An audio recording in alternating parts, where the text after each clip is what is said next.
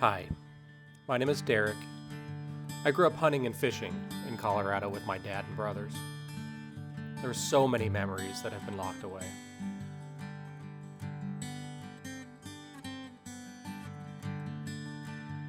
It's interesting how these memories help to shape you into the person that you are today. And sometimes it takes a bit of reflection in life to fully understand it.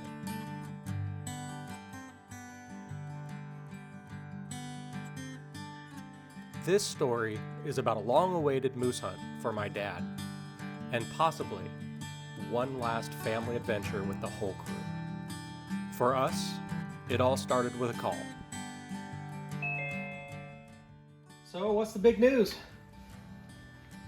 We moved to Colorado in about 1978, which is about the time the Colorado Fish and Wildlife started reintroducing moose into Colorado. And over the next 20 years, they imported moose from various places, Wyoming, Utah, various places. And thankfully, the moose population grew to a point where in 1998, they started to put in a system for drawing tags for hunts of moose. And being a lifelong hunter, I thought, man, that'd be great. So I started putting in my application for moose in 1998, which is, if I count correctly, that's about 25 years ago. 25 years. Have you missed a year? I missed one, possibly 2 years, where I just forgot. I just forgot. Happens to the best of us. But I've got at least 23 years of applying. And every year, I look for, they usually announce the drawings about 1st of June. And every year I looked upon the 1st of June as kind of like Christmas. But Santa Claus never came. Santa Claus never came. And like all previous years, this year I put in for a tag, and I think it was March, and I completely forgot about it. And I was sitting there, and as usual, I checked various things. I always check my bank account, and I happened to notice a charge on there that I couldn't explain. It was $346, and from the Colorado Parks and Wildlife. I thought, well, what did I buy? I can't remember anything that I bought that was that expensive. I went down to check the website, and I was just checking the price of various things, like tags of various animals, and I come to the one for moose. It said $346. Nice. Awesome. And love it. I emailed Brian and said, I think I got it. If we drove down there, it'd just be in a truck and we'd be driving around. That sounds like a plan to me. And then we would drive right up to a moose and shoot it, right? I like it. I mean, Yeah. after we get some good video making it look like we're actually hunting, we got to get that first. Yeah, Then you can go shoot one on the road. By the way, now, Dad, now that you said shoot it, I want to reiterate, you don't shoot the moose in the water. Yeah. No. Yeah. Unless Grant and I are gone. And then you can shoot them wherever you want. Hey guys, it's Friday before the hunting week. I just went out to finish the week, and I found a nice beer moose drool. I didn't know I had it, but that's kind of cool, huh? So obviously you got lots of stuff. Got a couple bins, organizing a few things. Anyway, it's been interesting. Got to order a couple more things. I might have it shipped to the house so that we're ready to go, so I don't have to pack as much. But anyway, cheers to you guys. See you next week.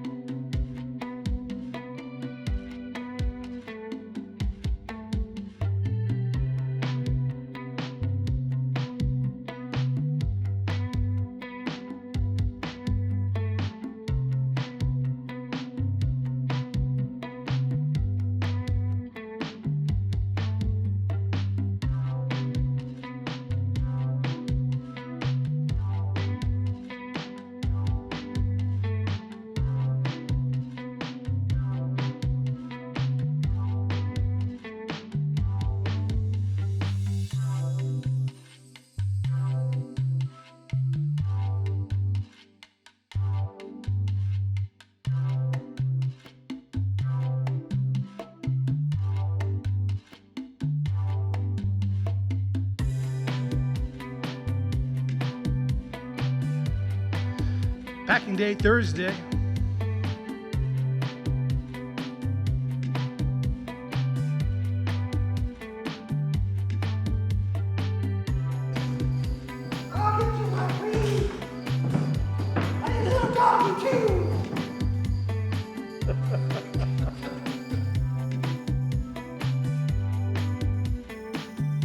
Dad, slow up.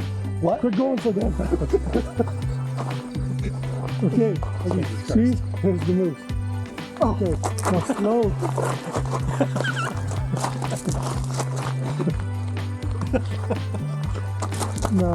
No, move forward. Here, I need to move forward. Now set up your bipod. Take the shot when you got it. Boom!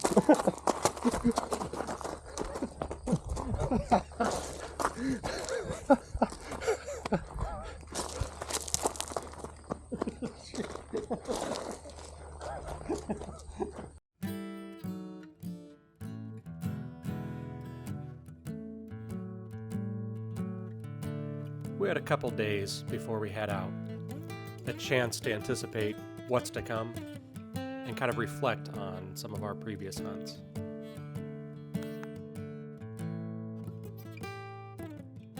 Yeah, when we were up scouting, I was driving the four-wheeler, and this humongous mud hole, I tried to go through it twice, and Brian says, "Get out, let me try it, I can do it." And lo and behold, he tried it twice and did not make it through. So we ended up using the winch on the four-wheeler for, I think, the first time that I can recall, an actual situation where we actually needed it. Anyway, that's my story, and I'm sticking to it. So were you able to get through? And Dad, With Brian the wasn't? winch, With the winch, that's right. that's the only way we get through it. So we need to mark that spot and not go there, because we don't want to go through that. Or do we? Now, I think Derek or me might have been able to get through. Right. If I were to guess, I bet you Brant or I could probably do it. I would bet on that no. The answer is no to that. 3 things that I want to get out of this trip. One is a moose,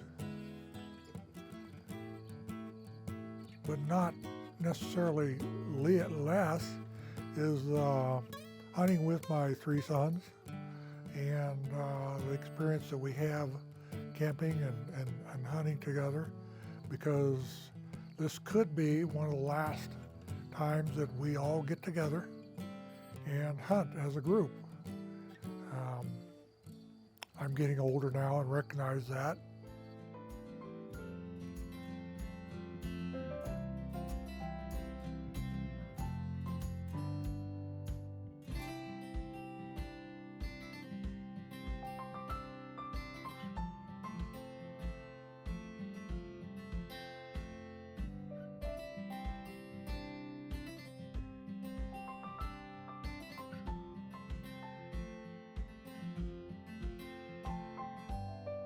All right, Brenton, talk to me about opening morning.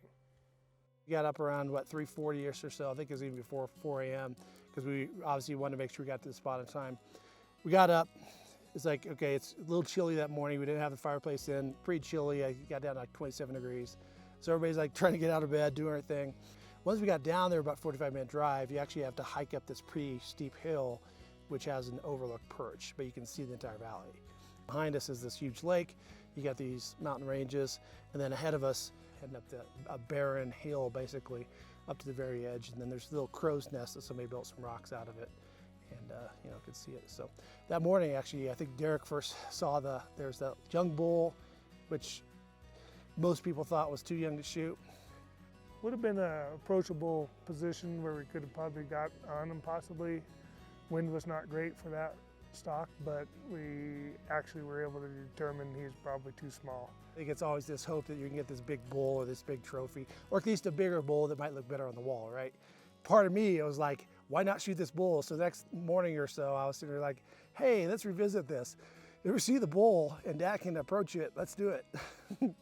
But I was outvoted. But we went back another day, and one of Brian's friends met us up there. We actually had a cow moose down there that was actually pretty approachable. We got to see him approach the cow. Yeah, and he completely blew it, but he couldn't see it. So that was the interesting thing about up here. So as we're out scouting, we're looking at different places. Elevation is everything. So the marshes here, some of them are 10, 12, 15 feet or higher. So when we're at this angle, we can't really see past just the marsh line. So when you get elevation, you can start to see down, and you can see where the animals might be. So as he was approaching the animal, we could see everything from where we were at. We saw everything unfold. But from his perspective, he never even saw the moose. He got within 40 yards, she stood up and she bolted, she ran across, forever.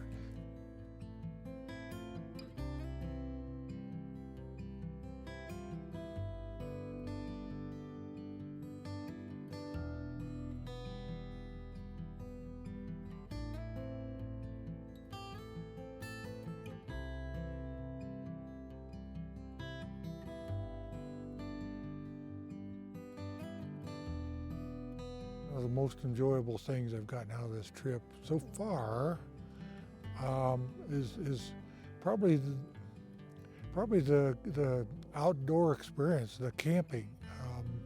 It's been somewhat enjoyable, although hard at times because of my routine that I've gotten so used to. My morning coffee and the newspaper or something. And then my afternoon naps right after lunch, my 5 o'clock beer, the whole routine has really been. What so far has been the best meal? We had the best meal we've had so far, I think, has been the lasagna that my wife and 3 boys' mother prepared for us, and she made the cake for Brian's birthday. So we went down to the trailer and had dinner and cake and sang happy birthday, surprised Brian, I think. So that was fun too.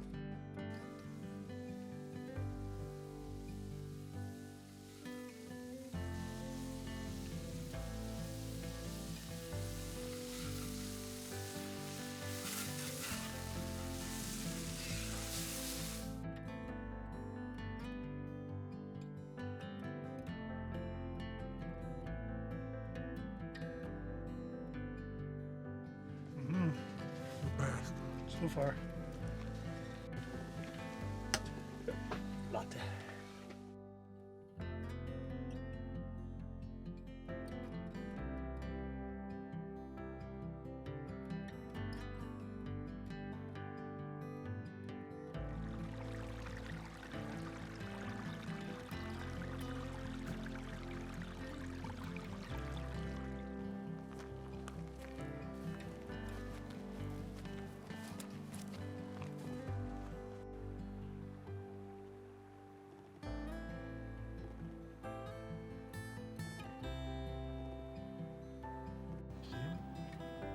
Oh, yeah, I see him now.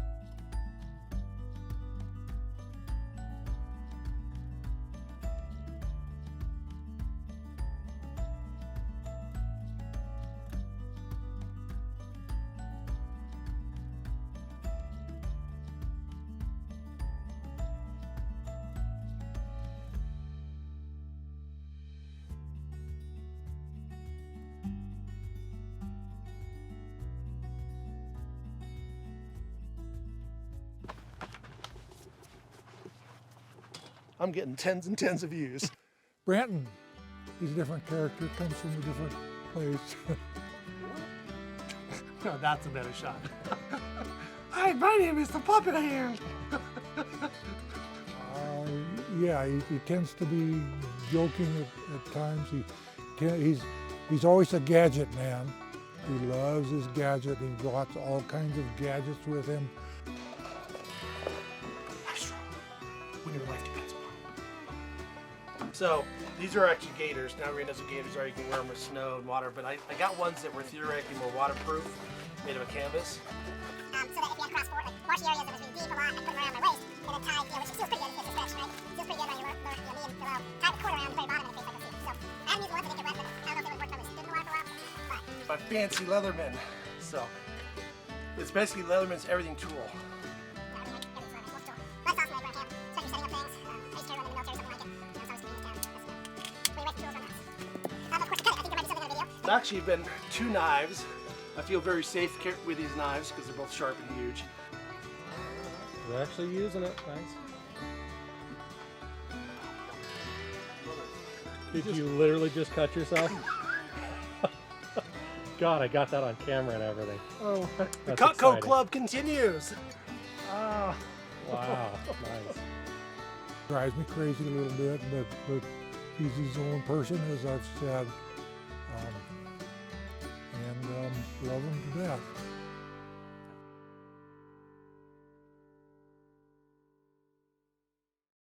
You know, Derek is a different guy. He's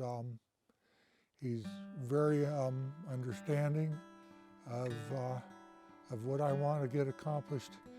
He bends over backwards to do things around camp. He's great to have around because he really wants to support me in this endeavor. So appreciate that. This, to me, it's a special thing for Dad and for us, and that's why we're here.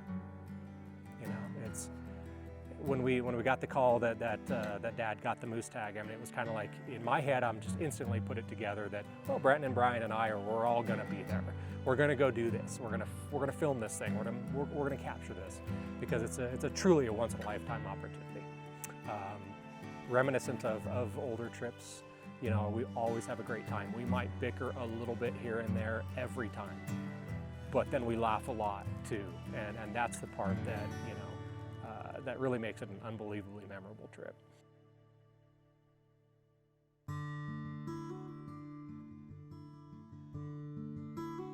yeah, I'm Dad's kind of sidekick on that. You know, I'm kind of his guide on the side, help, you know, be with him, help him try to identify and find a bull for him. One thing that also kind of puts me in that role is the fact that I picked up a second cow muzzleloader tag, so that I'd be legally able to carry a second muzzleloader, so Dad would have a second shot after his first shot without having to reload. So that allows me to carry that with him, which kind of puts me into that role also. Brian, he's kind of the serious guy that just wants everybody to be on his level and know everything that is in his head at all times. And if you don't, it's an instant, you know, well then why the heck not, you know? But at the same time, he's really the hub that holds this entire hunt together. He's the guy we all look to when we're trying to figure out what's next. Where are we gonna go? What are we gonna do? What's our strategy? He's kind of the guy. We all look to him, and he plays that role really, really well. Yeah, the personalities of the boys are different, as I've said. Brian, I think in a way this moose hunt has meant more to him than it has to me. Yeah. So, You know, obviously, first hearing about him getting a license was pretty exciting, and in my head, I just seen us going up and in a couple of days shooting a big bull and being done with a hunt. Since we started scouting back probably about middle of July. We've been basically scouting for about a solid month. We spent weekends up here. It's been clear that it is not going to be as easy of a hunt as we thought. I think I've always heard that moose hunting was extremely easy. You just have to find one, walk up to it, and shoot it in the head, you know. And as crazy as that sounds, it's sort of just what you've always kind of heard and seen. What I think to this point, we've been here for 4 days now, it's a lot harder than that. We may in fact go home from this first back powder hunt without a moose. I think that the chances improve immensely during the rifle season, and we don't have to get within 100 yards of a moose to shoot him. So I don't want to say that my prediction is that we won't get one, but I think it's not looking really favorable at this point. Was there a gigantic bull, the one we've been waiting for this entire time, sitting right down there in the valley where we expected him to be? Maybe. Could we see him? Nope. It was just a cold, dreary, foggy morning. And this is just how we're going to spend our last day. That's just hunting. Sometimes this is how it goes.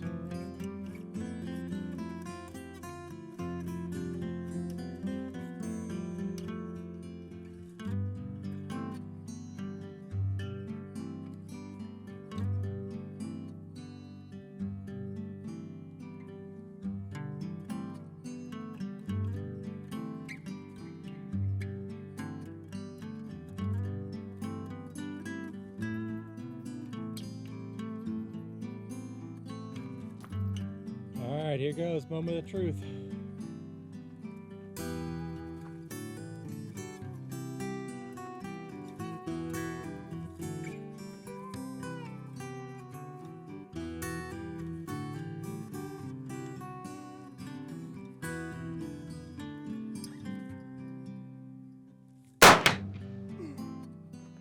Here we go. Dead goose. Dead goose.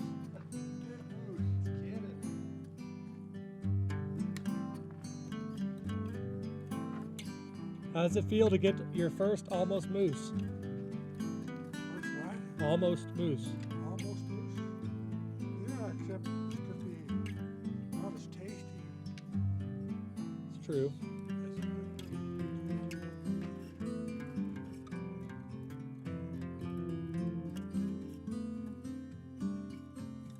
And though this leg of our journey was ending, no moose, we all had a blast. It was exactly what we expected. On to the next rifle season. Brian, you're on your own. So take care of Dad like you normally do. And good luck, guys.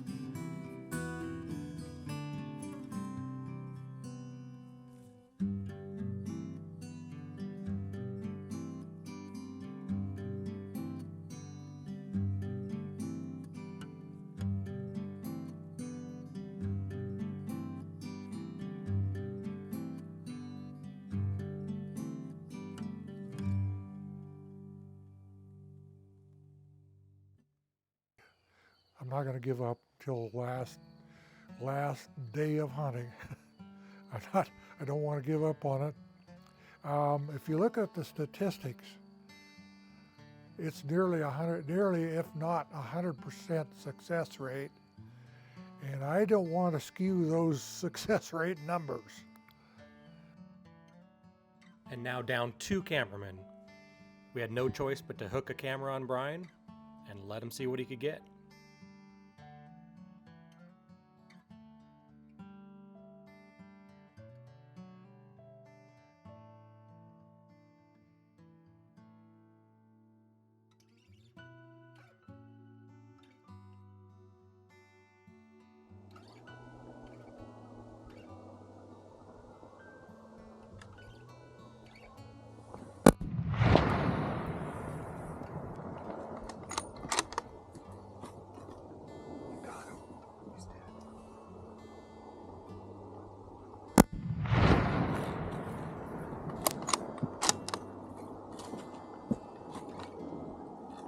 Look at that, pull up good.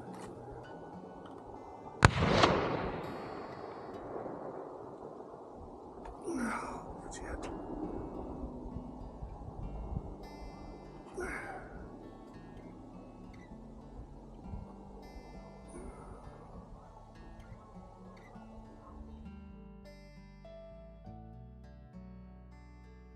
So they made their way down the hill, not feeling great about the shot. Wasn't sure what they were going to find, but one of the other hunters that was in the area thought they saw that it dropped, but they just weren't sure.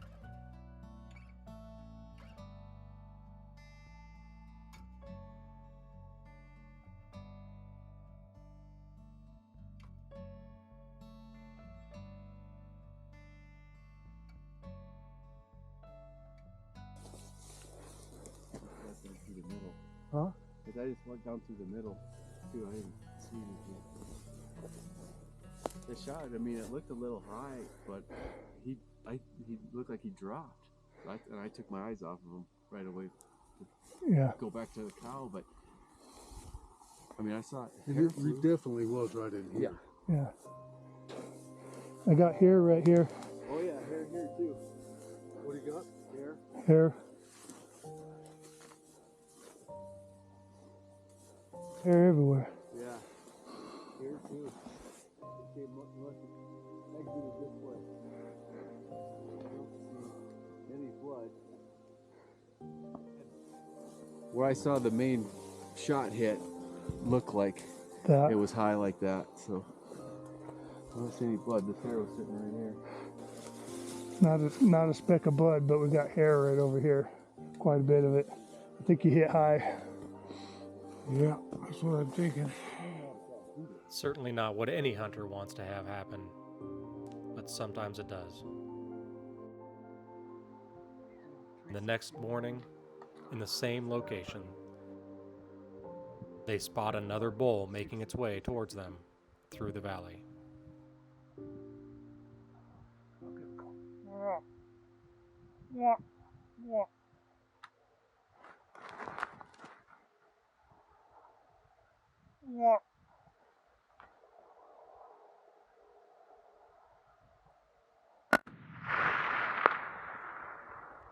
Put another one. Keep shooting until he's down. Shoot right there. Another one. There you go. You got 2 shots on him. Oh, he's going down. Going down. Oh yeah, he's down. Fucking A. Oh yeah. Fucking A. Ha. Whoops. Fuck. Let's watch it.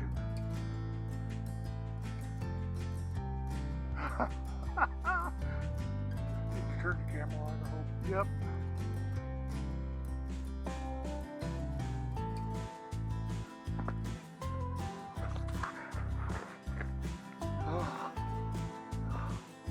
Yes. Dad. 5. Oh man.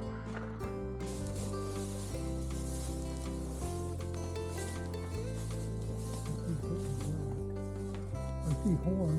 Yep, that's him. Oh damn, that's a nice bull. Go up and film.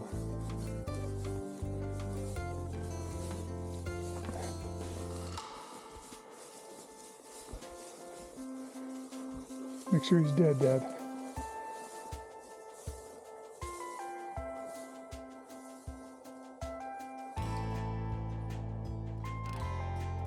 Poke him in the eye.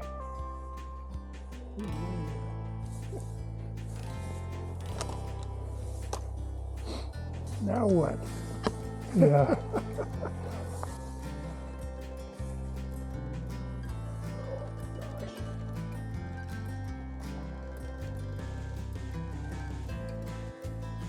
You just broke on the side.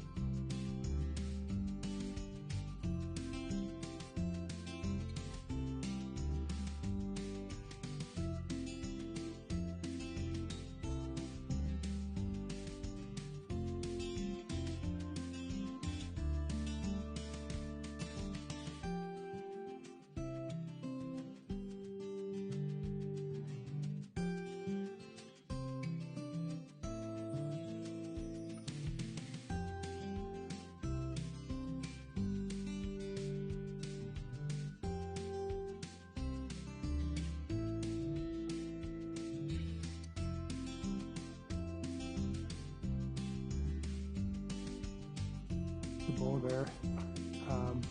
One more thing I gotta say. I really appreciated all you guys coming and helping out. It's too bad we couldn't have all been together on the final kill, but I really appreciate your support and really love y'all. And at the end of it all, Dad finally got to drink his Moose Drool beer at 5 p.m. Though time continues to roll on, it's funny how certain memories stick with you, like they were yesterday.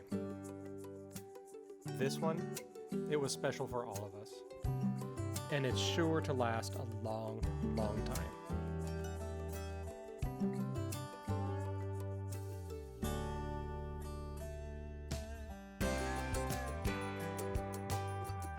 All ready to go. The 4 side-by-side is hooked up. Their home away from home is hooked up and ready to go. We will be saying goodbye to them again in a few minutes.